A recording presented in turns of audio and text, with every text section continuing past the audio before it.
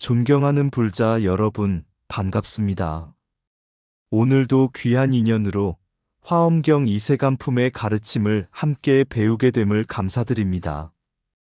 경전은 단순히 글을 읽는 공부가 아니라 자신의 마음을 비추어 보는 거울이며 삶의 방향을 밝혀주는 등불입니다. 오늘 살펴볼 말씀은 보살의 10가지 불공법과 10가지 업에 관한 가르침입니다. 보살은 남이 알려주어서만 깨닫는 존재가 아니라 스스로 진리를 체득하고 그 깨달음을 중생을 이롭게 하는 실천으로 펼쳐나가는 분입니다. 또한 어떤 경계에도 얽매이지 않는 구경자재의 삶을 살아가며 언제나 선지식을 가까이 하고 부처님의 가르침을 존중합니다. 우리도 경전을 공부하는 동안 단순히 지식을 쌓는 데 머무르지 말고 내 마음속 집착은 무엇인지 살펴보며 한 걸음씩 자유로 나아가야 하겠습니다. 재물에 얽매이지 않고 명예에 끌려가지 않으며 좋고 싫음에 흔들리지 않는 마음을 길러간다면 그것이 곧 보살의 길을 걷는 첫걸음일 것입니다. 또한 보살의 업처럼 세상을 맑게 하고 사람을 이롭게 하며 누군가의 아픔을 살펴 따뜻한 손길을 내미는 삶을 살아갈 수 있기를 발언합니다. 작은 친절 하나, 따뜻한 말 한마디, 정성 어린 공양 한 그릇도 모두 보살행의 씨앗이 되어 세상을 밝히는 광명이 됩니다. 오늘의 경전 공부가 지혜를 키우는 시간이 될 뿐 아니라 자신의 삶을 돌아보고 부처님의 자비와 지혜를 실천하는 소중한 시간이 되기를 바랍니다. 부처님의 지혜 광명이 여러분의 가정과 도량, 그리고 삶의 모든 순간에 가득하시기를 발언합니다. 감사합니다. 나무화엄 회상불보살, 빈 그릇 하나와 구경자재의 가르침. 옛날 어느 산사에 수행이 깊기로 이름난 노스님이 계셨습니다. 어느 날 젊은 수행승 한 명이 찾아와 물었습니다. 스님, 저는 경전도 많이 읽고 수행도 열심히 하는데 마음이 늘 불안합니다. 가진 것이 부족하면 괴롭고 남보다 뒤처지는 것 같으면 괴롭고 누가 알아주지 않으면 또 괴롭습니다. 어떻게 해야 자유로워질 수 있습니까? 노스님은 아무 말씀 없이 빈 밥그릇 하나를 내밀었습니다. 이 그릇을 들고 마을에 다녀오너라. 수행승은 의아했지만 그릇을 들고 마을로 내려갔습니다. 어떤 집에서는 따뜻한 밥을 가득 담아 주었고 어떤 집에서는 물 한 모금조차 주지 않았습니다. 어떤 사람은 공손히 인사했고 어떤 사람은 귀찮다는 듯 문을 닫아버렸습니다. 하루를 보내고 돌아온 수행승에게 노스님이 물었습니다. 오늘 기분이 어떠하냐? 밥을 많이 얻은 곳에서는 기뻤고 빈손으로 나온 곳에서는 속상했습니다. 친절한 사람은 좋았고 무시하는 사람은 미웠습니다. 노스님은 미소를 지으며 말씀하셨습니다. 그릇은 비어 있었는데 내 마음은 가득 차 있었구나. 수행승은 그 뜻을 이해하지 못했습니다. 노스님은 다시 말씀하셨습니다. 그릇은 밥이 들어오면 담고 없으면 비워둔다. 칭찬이 들어오면 받아들이고 비난이 들어와도 붙잡지 않는다. 그러나 너는 밥보다 감정에 집착했고 사람보다 평가에 매달렸다. 그리고 뜰에 떨어진 낙엽 하나를 들어보이며 말씀하셨습니다. 가을바람은 낙엽을 데려가도 하늘은 잃어버렸다고 슬퍼하지 않는다. 수행자의 마음도 그러해야 한다. 있으면 있는 대로 쓰고 없으면 없는 대로 받아들이는 것이 구경자재의 첫걸음이다. 그날 이후 수행승은 공양이 많아도 교만하지 않았고 공양이 적어도 원망하지 않았습니다. 칭찬을 들어도 집착하지 않았고 비난을 들어도 흔들리지 않았습니다. 세월이 흐른 뒤 그는 많은 사람들의 존경을 받는 선지식이 되었습니다. 누군가 그에게 물었습니다. 어떻게 그런 평온한 마음을 얻으셨습니까? 그는 웃으며 대답했습니다. 빈 그릇 하나가 저를 가르쳤습니다. 화엄경에서 말하는 구경자재란 원하는 것을 모두 얻는 경지가 아니라 얻어도 집착하지 않고 잃어도 괴로워하지 않는 경지입니다. 보살은 스스로 깨달음을 이루어가면서도 선지식을 떠나지 않고 부처님의 가르침을 존중하며 중생의 마음을 살펴 그들이 원하는 바를 이루도록 돕습니다. 빈 그릇이 무엇이 들어와도 받아들이고 비워질 때도 원망하지 않듯이 수행자의 마음도 그러해야 합니다. 집착이 사라질수록 자유는 커지고 자유가 커질수록 자비는 넓어진다. 이것이 오늘 법문이 전하는 불공법과 구경자재의 참된 가르침입니다. 스스로 깨닫는 지혜와 구경자재의 경지. 등불을 찾던 수행자. 옛날 한 젊은 수행자가 있었습니다. 그는 깨달음을 얻고 싶어 이름난 스님들을 찾아다녔습니다. 산을 넘고 강을 건너며 법문을 들었고 경전을 베꼈으며 밤을 새우기도 했습니다. 그러나 마음속 의문은 사라지지 않았습니다. 도대체 깨달음은 어디에 있는 것일까? 어느 날 그는 깊은 산속 암자에서 노수행자를 만났습니다. 젊은 수행자는 예를 갖추고 물었습니다. 스님, 저는 여러 선지식을 찾아다니며 가르침을 들었지만 아직도 진리를 얻지 못했습니다. 부디 깨달음의 길을 가르쳐 주십시오. 노수행자는 아무 말 없이 등불 하나를 건네주었습니다. 그날 밤 수행자는 그 등불을 들고 산길을 걸었습니다. 바람이 불고 어둠이 짙었지만 등불은 길을 밝혀주었습니다. 그는 생각했습니다. 참으로 좋은 등불이다. 이 불빛만 있으면 어디든 갈 수 있겠구나. 그때 갑자기 바람이 세차게 불어 등불이 꺼졌습니다. 순간 그는 당황했습니다. 이제 어떻게 해야 하지? 하지만 눈이 어둠에 익숙해지자 달빛이 보였고 달빛에 익숙해지자 산길이 보였습니다. 산길이 보이자 발걸음은 자연스럽게 앞으로 나아갔습니다. 그는 문득 깨달았습니다. 나는 지금까지 남이 밝혀준 등불만 의지하고 있었구나. 그러나 길은 본래 내 앞에 있었고 걸어야 할 사람도 바로 나였다. 다음 날 그는 노수행자에게 자신의 깨달음을 이야기했습니다. 노수행자는 미소를 지으며 말했습니다. 그것이 바로 자각경계지다. 선지식은 길을 가리켜줄 뿐 대신 걸어줄 수는 없다. 스승 없이 스스로 깨닫는다는 뜻. 수행자는 다시 물었습니다. 그렇다면 이제 스승이 필요 없다는 말씀입니까? 노수행자는 고개를 저었습니다. 아니다. 무사자오란 스승을 부정하는 것이 아니다. 진리를 자기 마음에서 확인하는 것이다. 그리고 큰 나무를 가리켰습니다. 나무는 씨앗이 자라서 스스로 꽃을 피운다.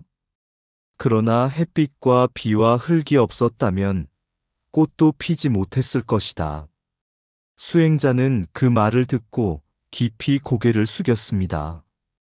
그는 비로소 선지식의 역할을 이해했습니다. 선지식은 깨달음을 주는 사람이 아니라 깨달음이 피어날 수 있도록 돕는 사람이라는 사실을 말입니다.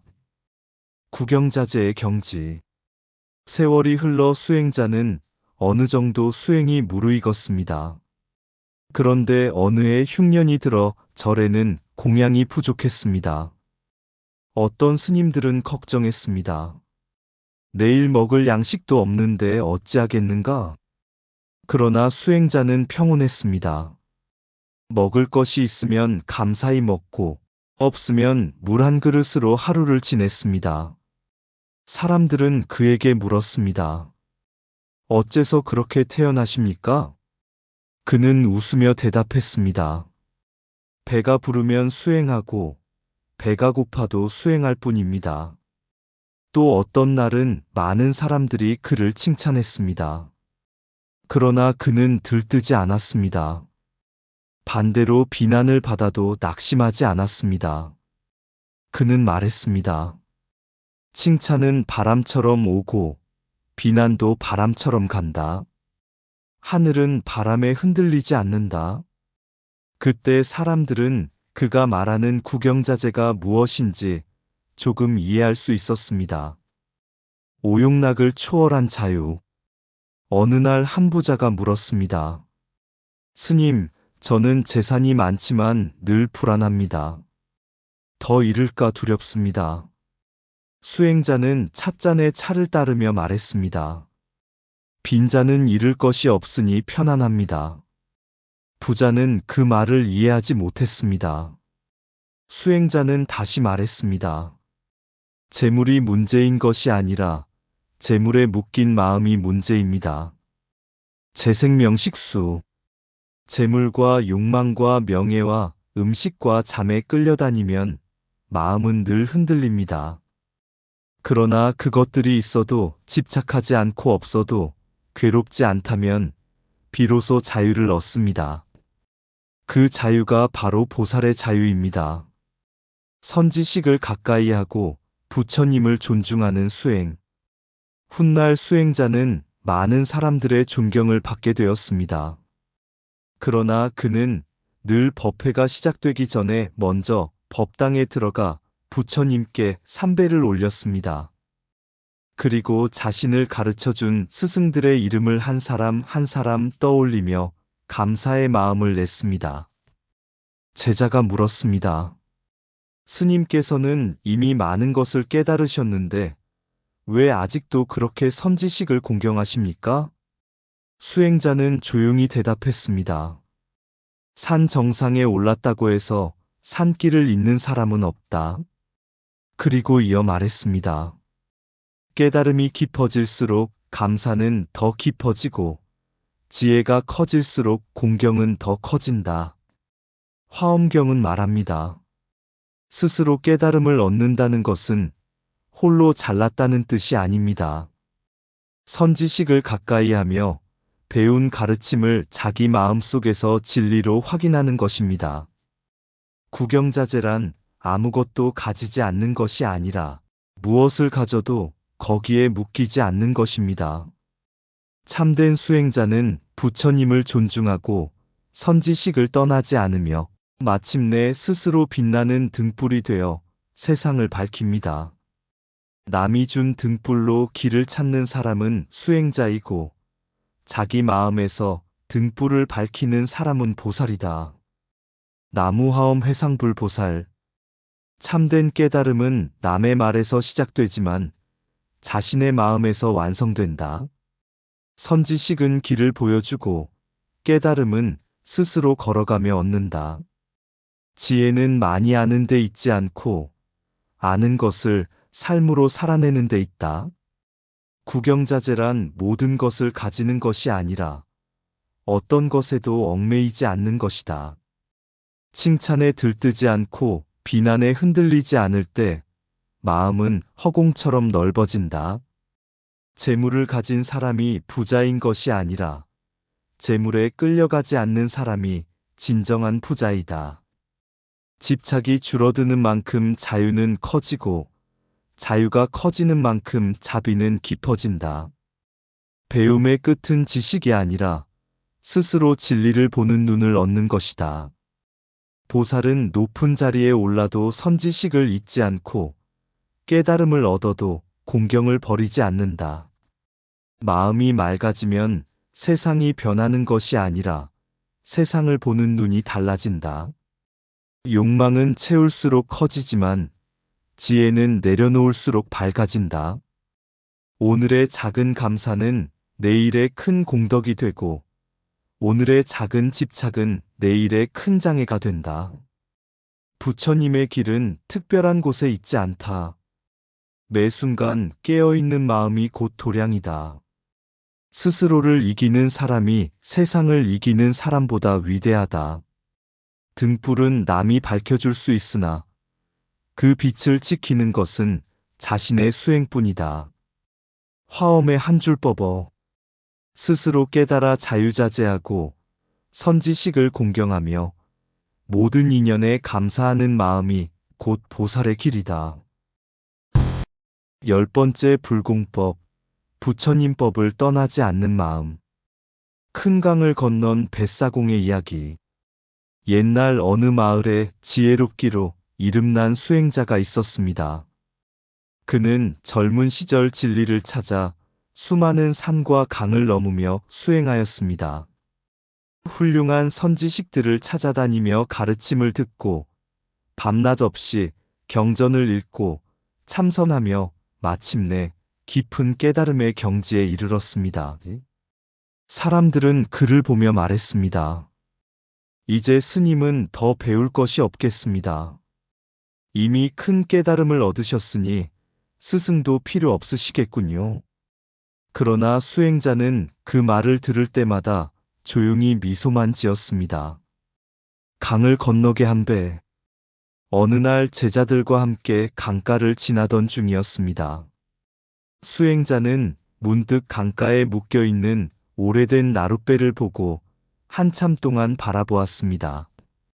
제자가 물었습니다. 스님, 왜 저 낡은 배를 그렇게 바라보십니까? 수행자는 말했습니다. 나는 젊은 시절 저런 배를 타고 이 강을 건넜다. 제자는 웃으며 말했습니다. 지금은 다리를 놓아 배가 필요 없지 않습니까? 그러자 수행자는 조용히 대답했습니다. 강을 건넜다고 해서 배의 은혜가 사라지는 것은 아니다. 선지식을 떠나지 않는 이유.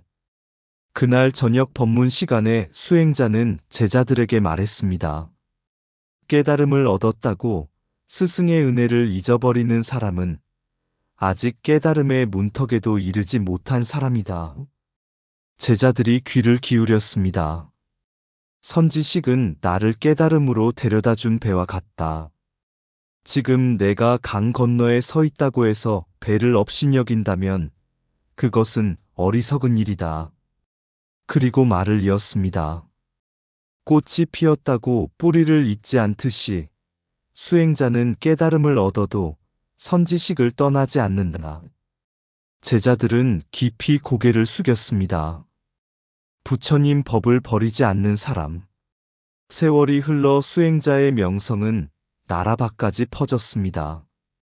많은 사람들이 찾아와 존경을 표했고 왕과 대신들도 법문을 청했습니다. 그러나 그는 어디를 가든 가장 먼저 법당에 들어가 부처님께 삼배를 올렸습니다. 제자 하나가 물었습니다. 스님께서는 이미 많은 사람들의 스승이 되셨는데 어찌하여 아직도 그렇게 공손하십니까? 수행자는 부처님 전에 놓인 촛불을 가리켰습니다. 이 촛불이 밝게 빛나는 것은 자신의 힘 때문이 아니다. 먼저 불씨를 받은 인연이 있기 때문이다. 그리고 말했습니다. 보살은 아무리 높은 경지에 올라가도 부처님 법을 버리지 않는다. 법을 떠난 깨달음은 그림자 없는 나무와 같다. 겸손은 깨달음의 향기. 어느 날 한 젊은 수행자가 찾아와 자랑스럽게 말했습니다. 저는 이제 많은 경전을 외웠고 선정에도 능숙합니다. 수행자는 차를 한 잔 따라주며 물었습니다. 그대는 강물이 왜 바다로 흘러가는지 아는가? 낮은 곳으로 흐르기 때문입니다. 그렇다. 바다가 모든 물을 받아들이는 이유도 가장 낮은 곳에 있기 때문이다. 젊은 수행자는 그 말을 듣고 얼굴이 붉어졌습니다. 수행자는 다시 말했습니다. 벼가 익을수록 고개를 숙이듯 수행이 깊어질수록 마음은 더욱 겸손해진다. 그날 이후 젊은 수행자는 자랑을 멈추고 감사하는 법을 배우기 시작했습니다. 불공법의 완성. 어느 해 가뭄이 심하여 마을 사람들이 큰 어려움을 겪었습니다.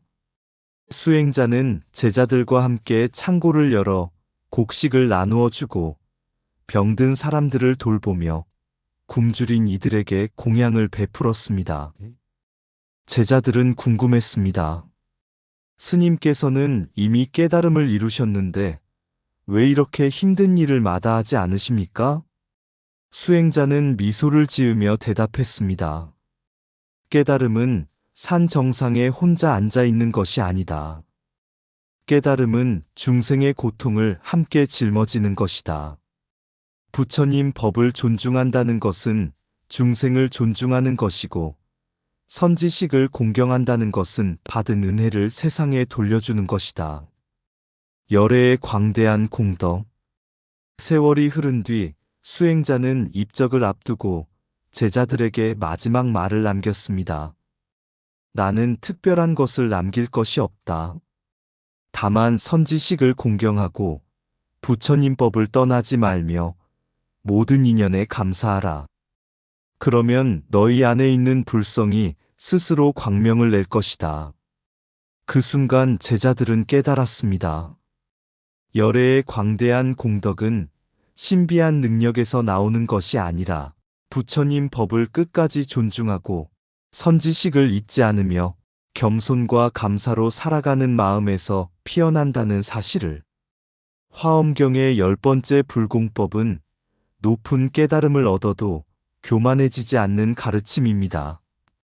스스로 깨달음을 얻었더라도 선지식을 떠나지 않고 많은 공덕을 이루었더라도 부처님 법을 버리지 않으며 모든 인연에 감사하고 공경하는 마음을 지키는 것입니다. 참된 수행자는 높은 자리에 올라갈수록 더욱 낮아지고 많이 얻을수록 더욱 나누며 깊이 깨달을수록 더욱 감사합니다. 깨달음의 크기는 아는 것의 많음이 아니라 감사하는 마음의 깊이로 드러난다.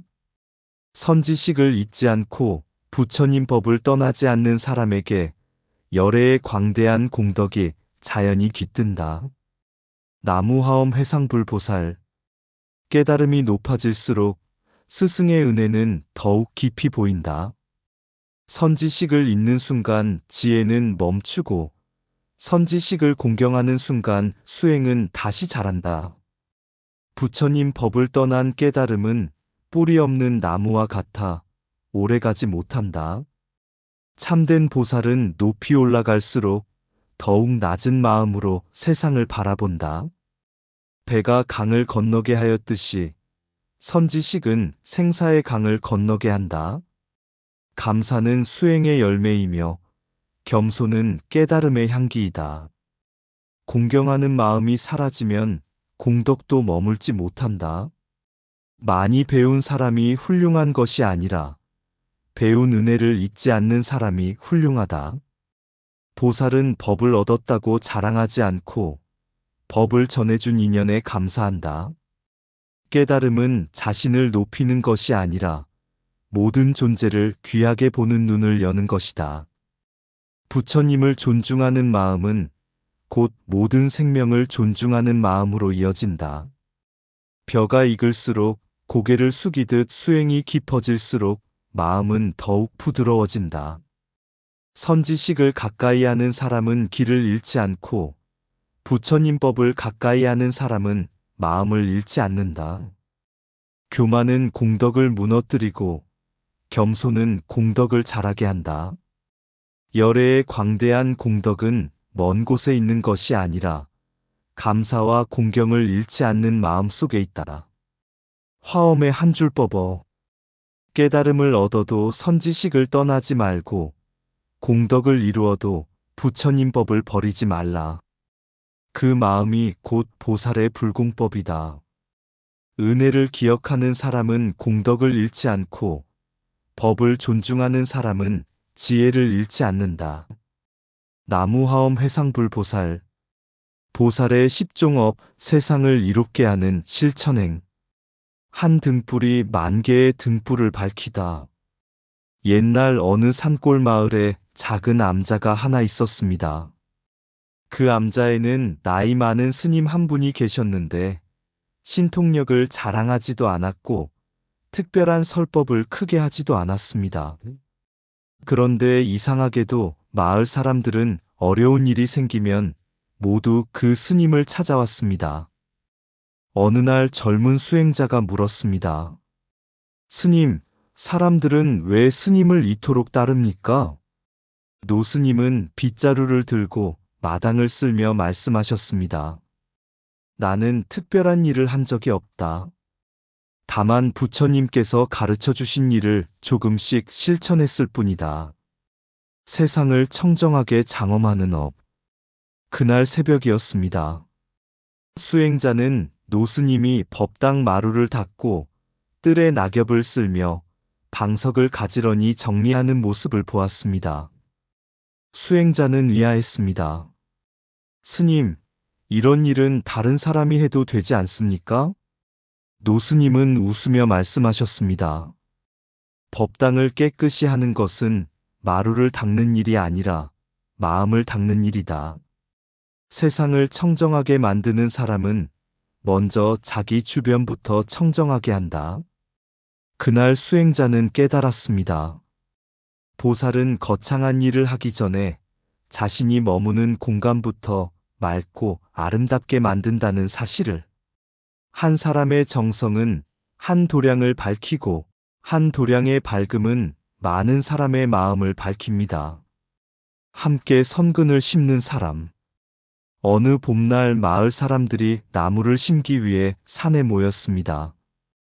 노스님도 함께 삽을 들고 나왔습니다. 사람들이 말했습니다. 스님께서 어찌 이런 힘든 일을 하십니까? 노스님은 어린아이 하나의 손을 잡으며 말씀하셨습니다. 나무 한 그루는 혼자 심을 수 있지만 숲은 함께 심어야 한다. 아이도 흙을 덮고 어른도 물을 주고 노인도 응원의 말을 보탰습니다. 몇 해 뒤 그곳은 울창한 숲이 되었습니다. 노스님은 말했습니다. 선근도 이와 같다. 혼자 공덕을 쌓는 것보다 함께 공덕을 짓는 것이 더욱 큰 보살행이다. 법을 이어가는 사람. 세월이 흐르자 노스님은 연세가 많아졌습니다. 어느 날 제자가 걱정스럽게 물었습니다. 스님께서 떠나시면 이 법은 어떻게 됩니까?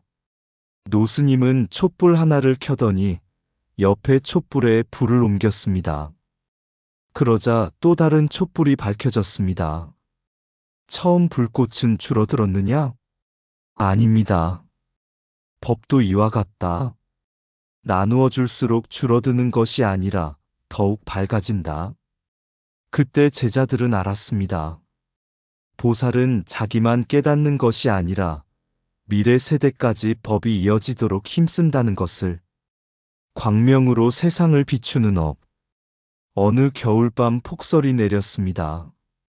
길을 잃은 나그네들이 암자에 찾아왔습니다.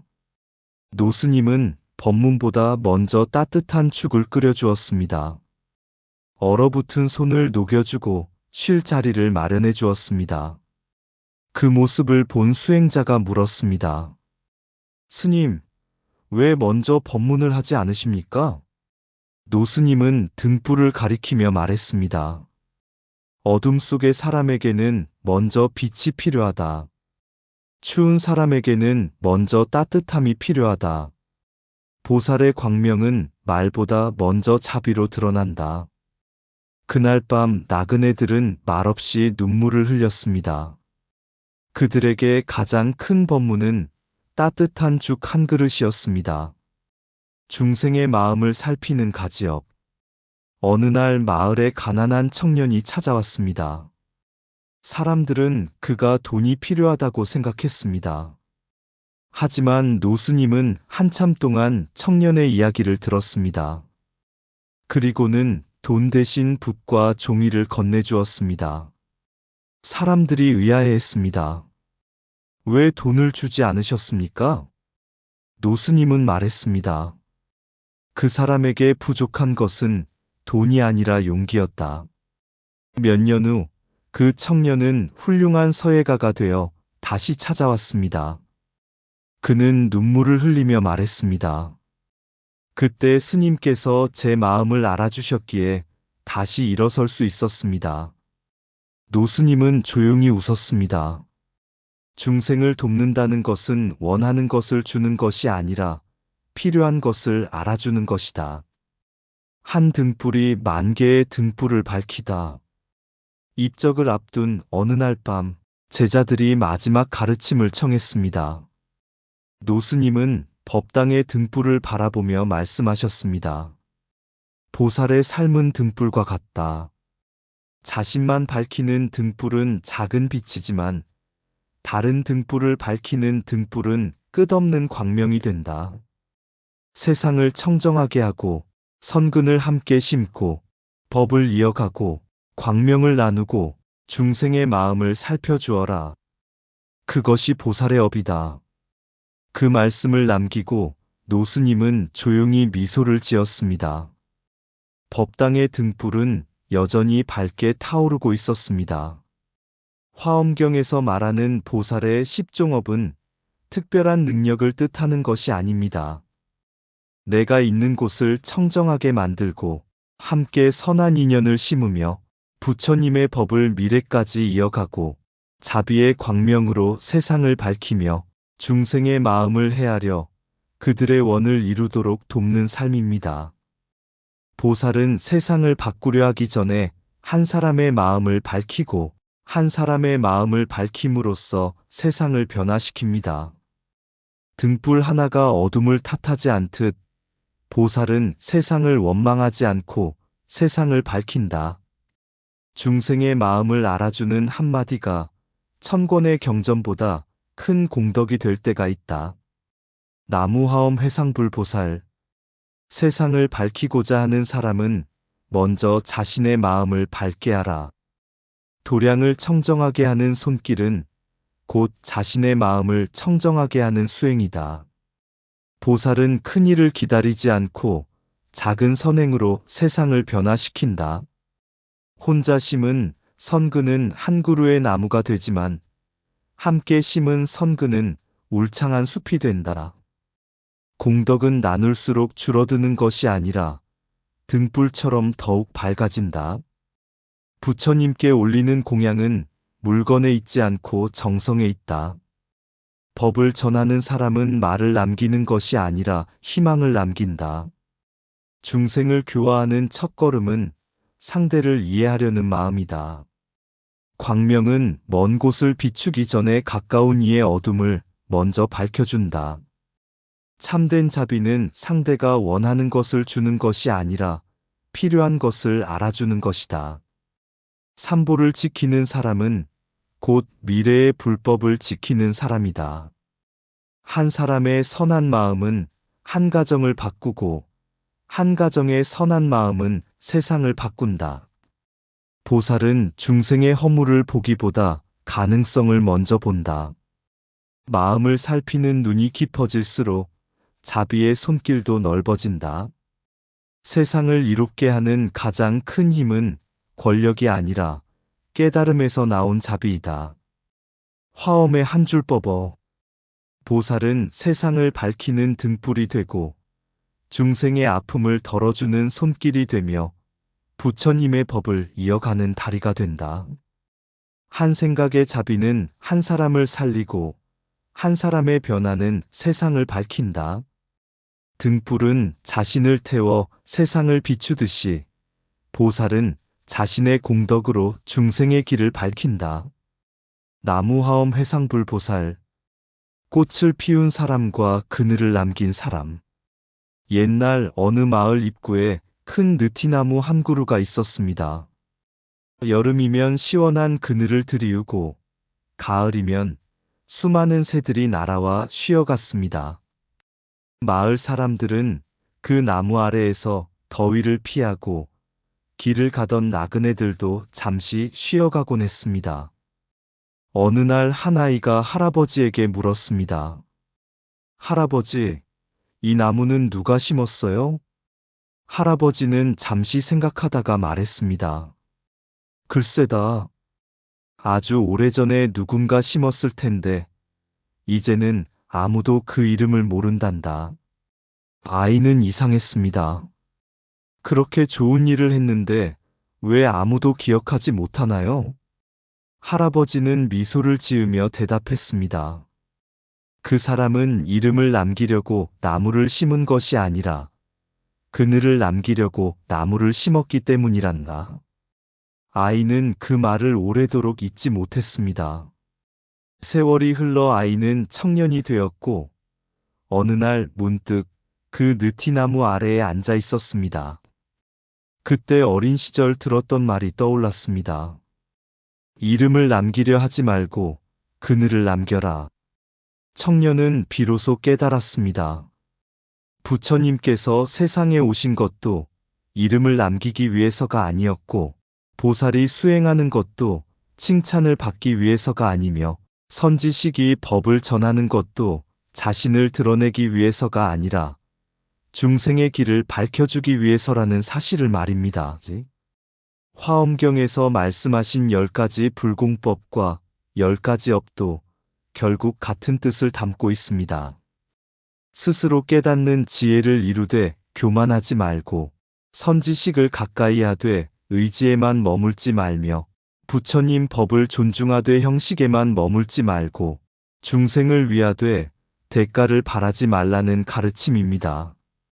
보살은 세상을 바꾸겠다고 큰 소리치지 않습니다. 다만 자신이 서 있는 자리에서 한 사람을 따뜻하게 하고 한 곳을 청정하게 하며 한 번의 인연을 소중히 여기고 한 줄기 광명을 밝힙니다. 그 작은 실천이 모여 세상을 변화시키는 것입니다.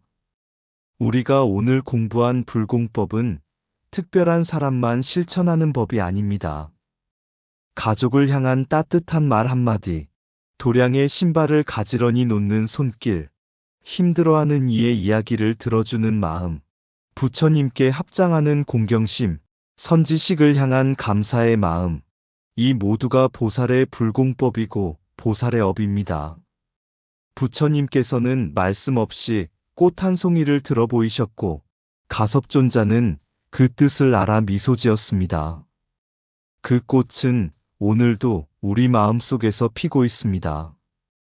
욕심의 바람이 불어도 지지 않는 꽃, 집착의 비가 내려도 시들지 않는 꽃, 자비와 지혜의 향기를 내는 꽃입니다. 우리도 그 꽃을 피우는 사람이 되어야 하겠습니다.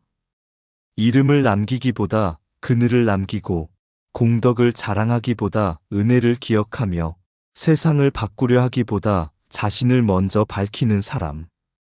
그러한 삶이 바로 화엄의 삶이며 보살의 삶이며 부처님께서 우리에게 보여주신 길입니다. 화엄의 발언. 원하옵건대 제가 가는 곳마다 작은 등불이 되어 어둠을 밝히게 하시고 만나는 사람마다 따뜻한 그늘이 되어 쉼을 주게 하소서. 스스로 깨달음을 구하되 모든 중생과 함께 나누며 부처님의 가르침을 존중하고 선지식을 공경하는 보살의 삶을 살게 하소서. 나무화엄 회상불보살, 나무문수보살, 나무보현보살, 화엄경 이세간품, 스스로 밝힌 등불, 산은 말이 없으나 천년의 바람을 품고 강은 머물지 않으나 끝내 바다에 이르듯 보살의 길 또한 묵묵히 흘러가는 한 줄기 광명입니다. 배움은 스승에게서 시작되나 깨달음은 자기 마음에서 피어나고 법은 경전에서 만나나 진리는 삶 속에서 완성됩니다. 선지식의 손을 잡고 걷다가 어느 날 문득 알게 됩니다. 찾던 길이 먼 곳에 있지 않고 찾던 부처가 내 마음 가운데 있었음을.